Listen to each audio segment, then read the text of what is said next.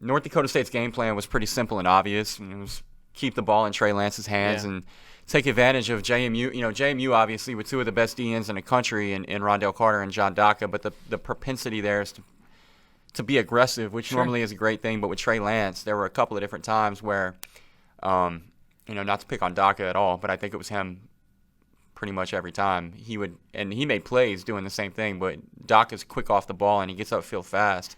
And North Dakota State's their thought process was we're going to take advantage of that with design quarterback run.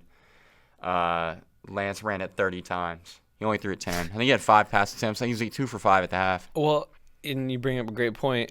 We talked about how good obviously JMU's defensive line is all season, and they were in the backfield a lot in the first half. They just struggled to get Lance on the ground. Yeah. And then once he broke that contain, he was a problem in the secondary. Which they're not alone in that. I mean, the guys. Oh, for sure.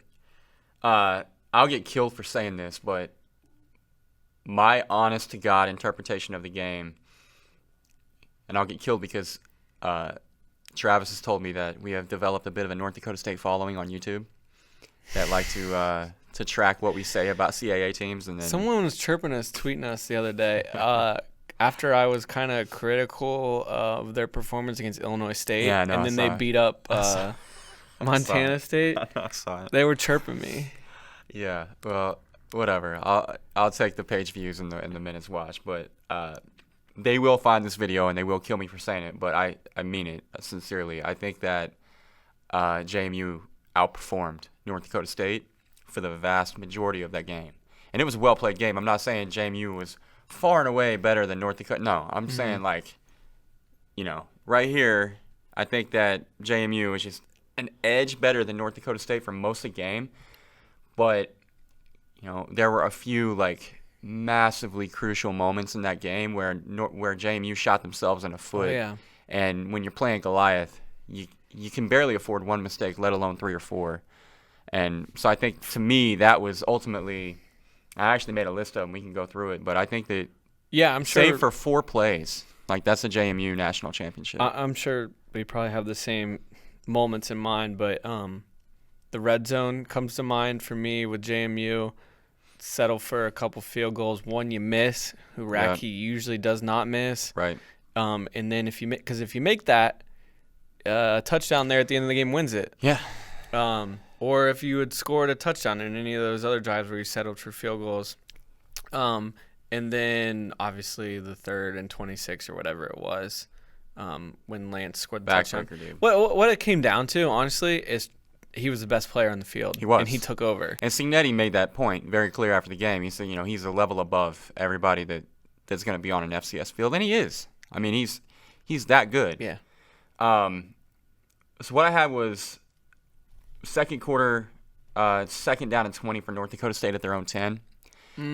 Yes. Lance is, I don't know, I can't remember if it was a design draw or if he just got. I think it was a pass, and he tried to scramble. He just kind of got trouble, and then Rondell gets to him. Yeah. But he gets a little face mask. When he gets to him, gets flagged.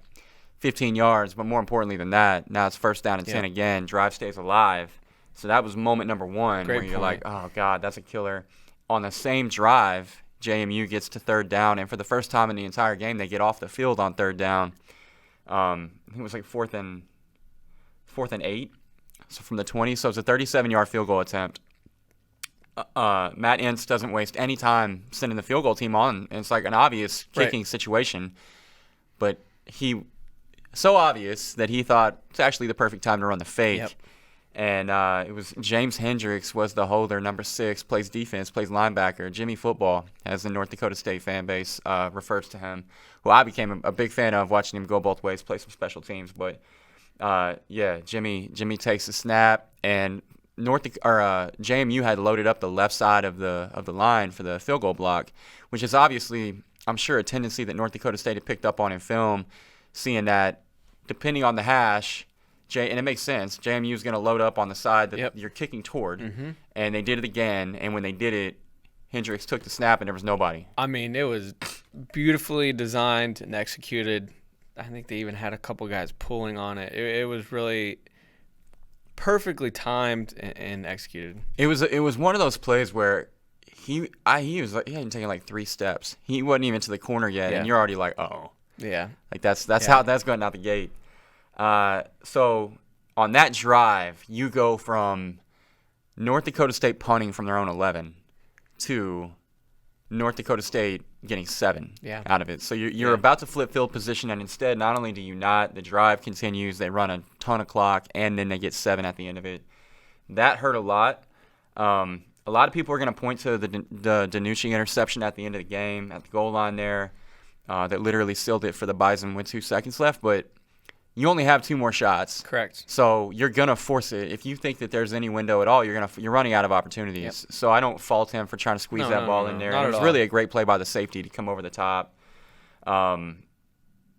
So I don't really count that one, but the real backbreaker, in my opinion, was the play you already pointed out. It was 3rd and 23. In between a switch from the 3rd to the 4th quarter, there's a stoppage. Both teams go to their sideline. Mm-hmm. I literally forgot. I actually thought it was 4th down coming out of the changing quarter. No, it was 3rd down and 23. But you're thinking JMU's about to get off the field. They're down by 8. And Trey Lance, 44 yards to the house. Now it's 28-13 North Dakota State with like 14:50 to play. And you can't – credit to JMU, heart of a champion, like fighting back from down 28-13, making that a game where they had a chance there on the last play of the game. Mm-hmm. But there are no teams that down 28-13 to North Dakota State are going to rally from that deficit. That really felt like it was over in that moment. I was actually more surprised that we got to the end of the game with JMU still having a shot. So those 3 or 4 moments right there, I think, is what really swung the whole game. Nope, you're absolutely right. And I think we both thought heading into the game this would be a very defensive game and that both teams would kind of struggle to move the ball. And if you got in the end zone, it felt huge. And it couldn't have been more different. Both teams moved the ball very well and found the end zone plenty of times and ended up being higher scoring than we thought. Yeah, especially early. Yeah. I was like, just as we thought. It was going to be like 7-7, like 4 seconds into the game. 2 drives in, yeah. So, look, North Dakota State right now is a machine. All the credit in the world to what they've done there now through 3 different head coaches. Quarterback factory, for whatever reason. Seriously. They just keep churning them out. Trey Lance may end up being the best of them all before all is said and done. How did this guy get past FBS? Man, I don't know. Because I joke. I joke North Dakota State is not going anywhere unless PJ Fleck kidnaps him in the middle of the night. But how did Fleck not offer him to begin with? I don't know the answer to that. Yeah. No, Western Michigan, Northern Illinois, Boise State, only FBS offers. Walter Payton Award winner with still 3 years left to play. Yeah. First freshman, right? Yes, first freshman to win the award. That was actually one of the coolest wrinkles from the weekend was because Trey obviously wasn't there. Rondell wasn't there. Their family was there in their place because they had a game to play, an 11 a.m. kickoff. And again, the awards lasted until about 3 a.m. So Trey Lance's family was there to accept the awards for him and his dad both times for freshman player of the year. Yeah, the Jerry Rice Award. Mm-hmm. He accepted that one on his behalf, and that was a cool moment. But with the Walter Payton Award, he was emotional to the point of not being able to speak for a minute, and it was a cool moment just to watch a father. You can only imagine. Obviously, you now having a son, you could probably put yourself in his frame of mind, or maybe you can't yet, but I just can't imagine having a 19-year-old son where he is Trey Lance, where he's that dude. Yeah, absolutely. And I think the most impressive stat he put up this year was no interceptions. Yeah. None. Yeah. Insane. Yeah. And if there was ever going to be a time for one, it was in the title game with that kind of pressure coming off the edge, and you thought maybe JMU would be able to disrupt him a little bit. And those DBs, yeah. Man, but killer game plan from North Dakota State because they really protected, not that Lance needed protecting, but in those elements against that defensive line, I thought that it was a masterfully called game. Credit to North Dakota State, another title. Great season for JMU. Obviously, disappointing into it and a major bummer just given the departing seniors and DiNucci and Carter and Daka, who we already mentioned, Rashad Robinson, Amos, guys like that. They're going to have to replace. There's a lot. Dimitri Holloway, a guy they're going to have to replace. They're going to have to reload, but it's James Madison, so I expect that they will.